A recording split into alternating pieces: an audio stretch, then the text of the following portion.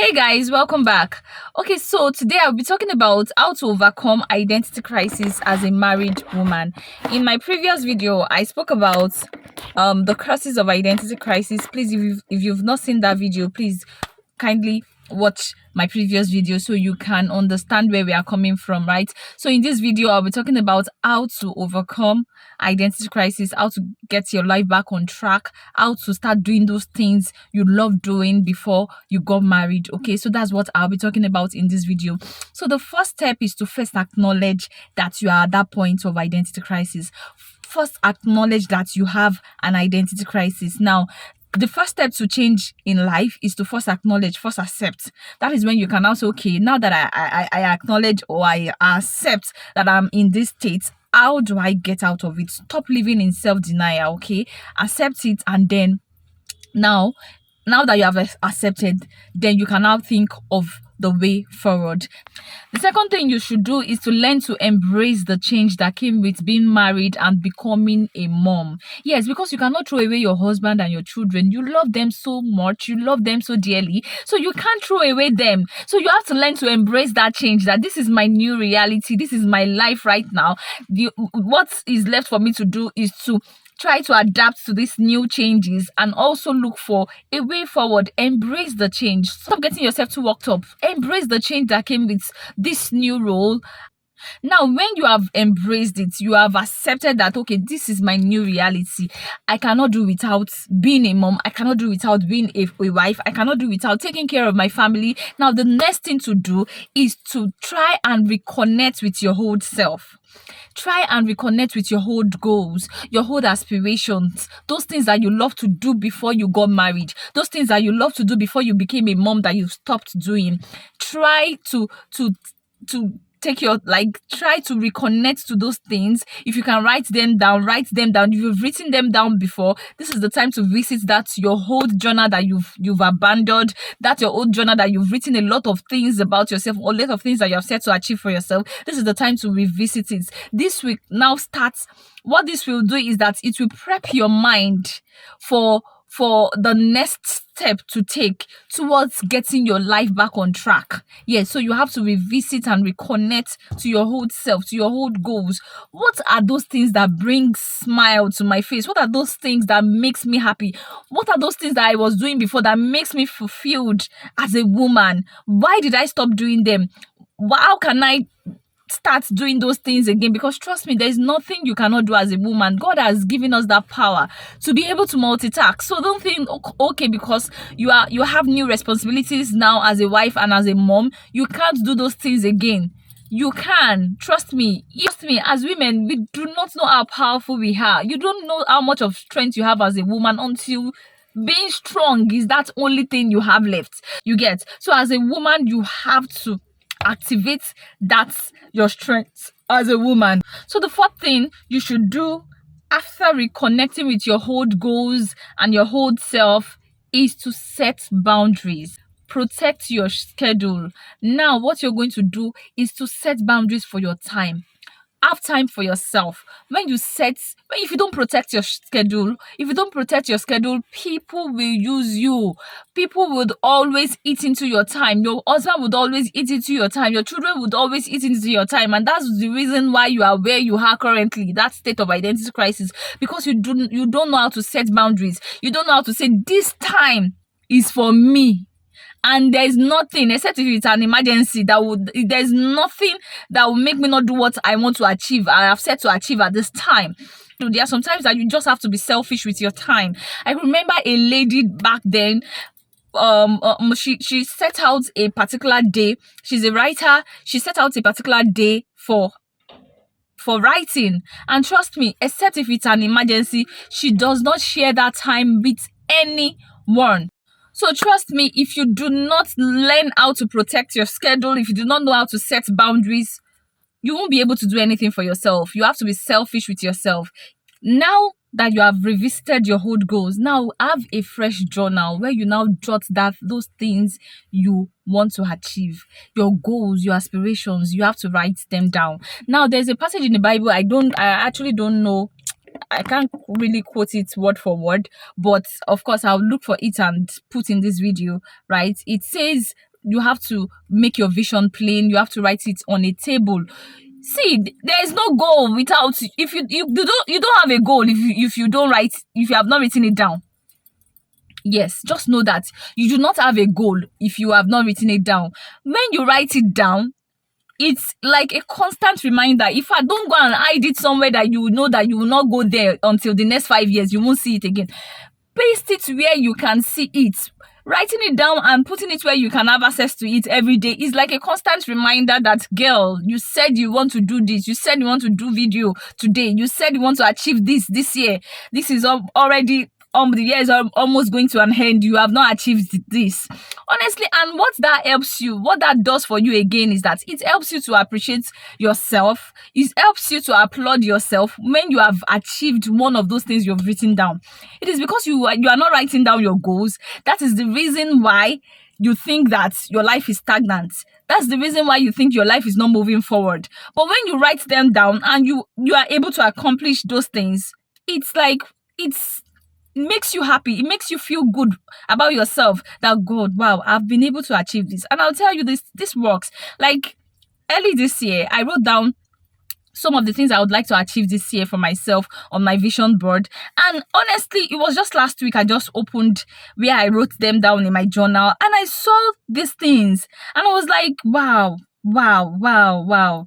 Wow, even if this year ends, I have tried. No, I have tried. I've been able to achieve this. I've been able to achieve that.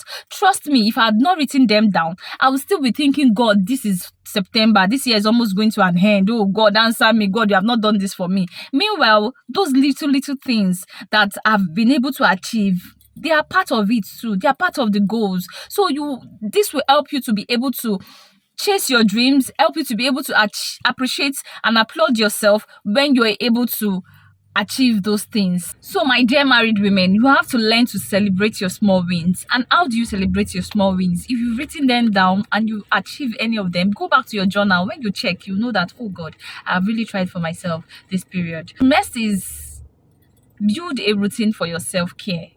You know how you take care of your family, your children. You have a routine for them. You have a routine for their food, their meal, their everything, their clothes, their outfits. You have a routine. But for you, anything goes. You just do anything for yourself. You don't make your hair. You don't fix your nails. You don't polish your nails.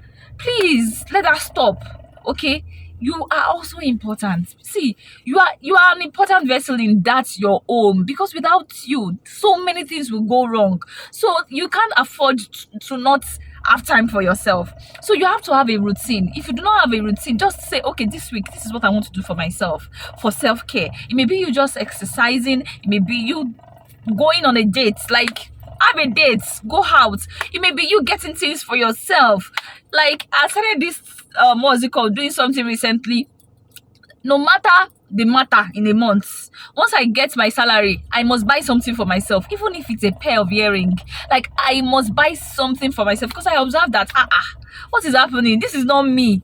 I am that kind of person that no matter the matter in that month, I must eat good food. Like, I will just, once I get my pay, I buy good food. I go to, like, not homemade food though. I eat out and then buy something nice for myself. And I realized that ever since I became a mom, I don't even think of those things again.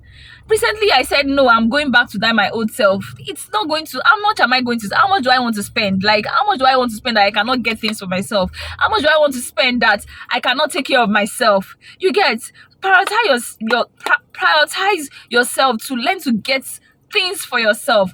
Honestly, recently, it was just a few days ago, I booked a section for pedicure. It was the most amazing moment of my life this year, honestly, because that section lasted for almost 2 hours. This is my first time of doing it. I don't do it. The only thing I just do is to polish my nails and do all that. But that very day, I was just like, no, I am not just going to polish my nails. I'm going to do a pedicure. And trust me, the process was soothing. It was so soothing. It was so, like, it was what even prompted this video, that, oh God, because it was like a me time. Have a me time. Have that me time. That time where you are not taking care of your children, you are not taking care of your husband. It's just for you. I remember that very day I wanted to go out because it was in the evening, and my husband said today that he came back from work early, that we are supposed to spend time together as a family, and I said, I'm coming back. I have to go. We have been spending time. We have been spending time together as a family since the beginning of this year. Just for me to go and do this, I have to go. That is how you have to, like, protect your schedule. That is how you can be able to protect your schedule, do things for yourself. I left my baby and my husband and I went out for a breath of fresh air, and I came back refreshed, honestly. Because when I got home, I told my husband that I didn't even they have a bed in that place. Honestly, I will sleep off. I will not wake up till the next day. Because the way the woman was massaging my leg, the way she was polishing my, like, all those scrubbing, washing, it was really, really an amazing feeling, honestly. So as a woman, please create time for yourself, pamper yourself, create a routine for your self-care. I cannot overemphasize this, honestly. The next is you have to learn to practice positive affirmation. Yes, if you can write them down, write them down. Let it be the first thing you say to yourself every morning. See, it helps you get your day started. You get, once you wake up after your prayer, even before talking to anybody, you say that positive affirmation. You look at yourself in the mirror. No, I am beautiful. Regardless of the changes that came with motherhood, Lydia, you are beautiful, you are intelligent. There's this particular scripture that I always quote. Yes, that's my own positive affirmation for work. For thou hast not given me the spirit of fear, but of power and love and of sound mind. I have a sound mind. I have the mind of Christ. I am fearfully and wonderfully made. I am beautiful as a woman. I am the best. I'm the best wife. I'm the best mom to my children. I'm the best wife to my husband. I am the best to myself. Look for all this. See, look for words. You can even type it on Chat GPT. Give me positive affirmation that can help me stay refreshed for the rest of my day.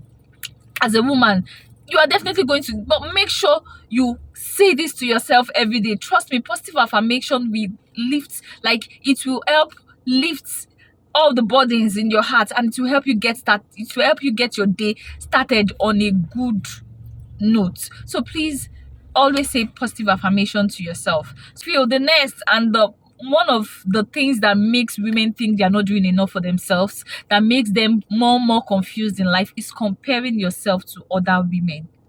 Stop it already. Like, stop it. Stop comparing yourself to people that you do not even know their story. The worst is now comparing yourself to social media people. Like, social media people, see, one thing I want you to realize or understand is that people will not take out their phone and record themselves when they are sad, or when they are having a bad day, or when they are looking tattered, or when they have not eaten. No, they'll always record themselves when they are having a good time. They'll record themselves when they are happy, when they are dressed, when they look beautiful. That's when they record themselves. Stop comparing yourself to all the lies you see on social media. Some may be true. I'm not saying all are lies, but most of it are not true. Some people do it just for content. You have that friend that is always using different. You see her use one wig today. You don't know if she's selling wigs or she's helping somebody advertise wig, and you're thinking that, oh God, look at the wig this lady is buying. Oh God, I have to buy it, and you want to kill yourself because you want to get a wig that is far more than what you're earning. Please and please stop comparing yourself. See, comparison is the thief of joy. It will steal your joy. It will make you feel you're not doing enough for yourself. It will make you feel that you are not good enough. It will make you constantly be chasing another person's dream, and you leave your own focus. You have a friend that is a banker. You see that the person is working in the corporate world. The person is looking beautiful. She's wearing heels. That's our life. And you are a fashion designer, or you are a stylist, or you are a caterer, and you're comparing yourself. You can't dress the way bankers are dressing to work. Yes, you can't dress the way some accountants are dressing to work. You can't dress the way. So you can't be comparing yourself to that kind of person. Or you're comparing yourself, for example, you're comparing yourself to a fashion designer that is trying to display or to showcase her work out there. She sews a lot of clothes for herself. You are comparing yourself to somebody like Vicky James. That's what she's doing. Like, she steps out beautifully every day because she's trying to sell herself. And then you, that your own is in the corporate world, your life is like, your profession is like to work in the corporate world. You're comparing yourself to those kind of people. Why? Stop comparing yourself. Some of these things, you don't even know their story. You don't know the sacrifices people have done to get to the point they are. You don't know the number of candles they have burned to be able to get to where they are, the number of sleepless nights they've had to get to be able to achieve what they've achieved currently, and you're comparing yourself to them. Stop comparison. Focus on your journey, and that is when you will know that your own life too is beautiful. That is when you'll be able to achieve things for yourself, when you stop comparing yourself to people. Okay, and last but not the least is, please, when you're setting your goals, make sure you set realistic goals. Set goals that you can achieve. Set realistic goals and set a timeline. Now, remember one of the points I mentioned is that make your vision plain, write it down, write it where you can see them. If there is no timeline to those things, they can be in your journal for the next 10 years. Trust me. And you'll just be seeing them. You won't be able to achieve anything. So if you're setting your goals, make sure there's a timeline. If it's a long-term goal, break it down into years. Break it down, those years, break them down into months, into weeks, into days. That is how to get started. That is how to achieve your goals. But if you just write it down, bagam, I want to be this, and then there's no timeline for it. When do you want to start that thing? Those things you've written down, you want to learn a course. And another point, sorry, that I forgot to mention is you have to also learn to invest in personal growth. You have to learn to make those sacrifices for yourself. If you need to take an extra course, if you need to take a course, take it. We are in that era right now where you can do anything from the comfort of your home with the help of social media. Take online courses. If you want to improve in your skills, you can do all those things through Christ that strengthens you. Trust me, invest in personal growth. The only investment that can never go wasted is those things that you do for yourself. Invest in personal growth. If you need to get a course, get it. If you need to go back to school, go back to school. If you need to learn a trade, if you need to learn a skill, you can still do all that. People learn how to cook these days online. In fact, Hilda Basi, you see, I think she's doing another class right now for, imagine learning cooking. I used to think you have to be there, see what they are doing. But right now, you can improve on your cooking even just by watching YouTube videos. Okay, so please learn to invest in yourself and set realistic goals for yourself. Set time-bound goals. Set realistic goals and make sure you have a timeline to achieving those things. And lastly, before I go, please seek support if you're finding it difficult to help yourself. If you're finding it difficult to get out of that point you are currently, please seek support. Have a support system. You can have them online. You can have it online. You can even, if maybe a physical support system where you have to go for therapy, or you have to see a counselor, or you just have a network of friends that you just support each other. Okay, and I pray God will definitely help you get your life back. Trust me, you can get your life back. You can achieve what you have set your heart to achieve. And all these things I have mentioned, if you're not intentional, if you're not deliberate, trust me, you keep getting deeper and deeper into this identity crisis. But if you're deliberate about it, trust me, there's nothing you set your heart to achieve that you won't be able to achieve. I hope this video inspires you. Please, if it does, please kindly like my video. Please kindly follow for more. If you're watching this on YouTube, please subscribe to my channel, and I'll see you in my next video. Bye bye.